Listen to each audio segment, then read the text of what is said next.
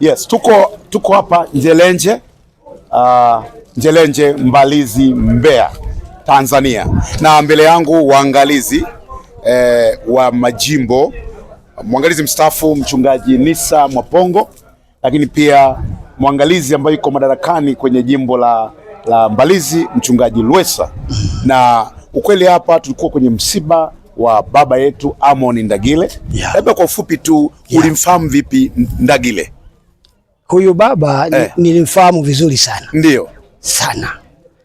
Tangu kazi yake anapoanza, hata hapo awali alipeleka Chunya kufanya uinjilisti. Ndio. Aliporudi aliendelea hasa kutuongoza sisi watoto wake kwanza. Ndio. Niache yale ambayo alianza na wale waliotangulia nao. Ndio. Ninazungumzia pale ambapo sisi alianza na sisi. Ndio. Alipofika kawa mwenyekiti wa jumuiya ndogo ya Mbalizi. Ndio. Na baadaye yeye alikuwa makamu wa Mwanyila. Sawa. Kama baba yetu. Ndio. Alitueleza vizuri msingi wa huduma ya Yesu Kristo. Unaelezea wakati wa inaitwa jumuiya. Ya, ndipo nimeanza. Mwenyekiti msaidizi wa jumuiya. Ya Mbalizi. Ya Mbalizi. Ndio. Ya. Baada ya hapo mzee alipumzika. Ndio. Akaingia kama mwalimu mkuu. Ndio. Na alipoendelea kufundisha darasa la kwanza ambalo walikuwa na wanafunzi kama 34. Oh. Baadaye ndipo alianza kunifundisha mimi. Wewe ni mwalimu wako? Ya, yule ni mwalimu wangu. Sawa. Sasa alipokuwa amenifundisha mimi, baada ya kustafu kwake akaniachia chuo.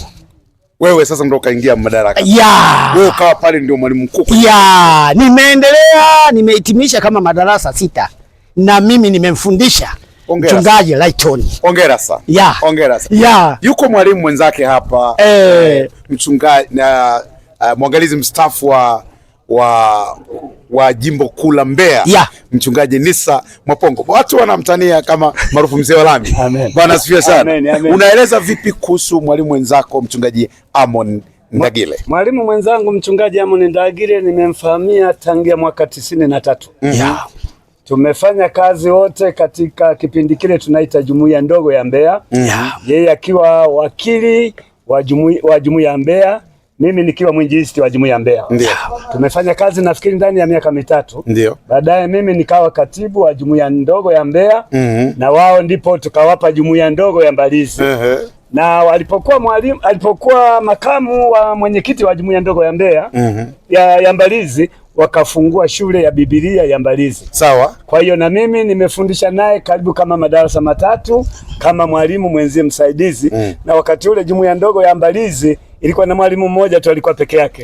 Kwa hiyo mimi walikuwa wananichukua kutoka Mbeya, nilikuwa nafundisha na mpaka leo bado nafundisha shule hii ya Biblia ya Mbalizi. Hivyo ni kusema kwamba kwa shule ya Biblia Mbalizi alikuwa ni muasisi wa hiyo shule. Ndio muasisi. Sawa. Na ndio mwalimu mkuu wa kwanza kwenye hiyo shule. Ndio mwalimu mkuu wa kwanza wa hiyo shule. Ndio mwanzisi pia. Na baadaye baadaye akapokea mchungaji Lwesa. Sawa. Ndio. Basi kwa ufupi tu ilikuwa ni angalau kupata historia fupi ya baba yetu mchungaji Amon Ndagile ambaye ametangulia mbele za haki, na tulikuwa hapa tunamsindikiza kwenye nyumba yake ya milele. Nikiripoti kutoka Njelenje, Mbeya, mimi ni Julius Mkapa, Baptist Media. Asanteni sana. Asante sana. Asante sana. Asante kwa muda. Asante sana.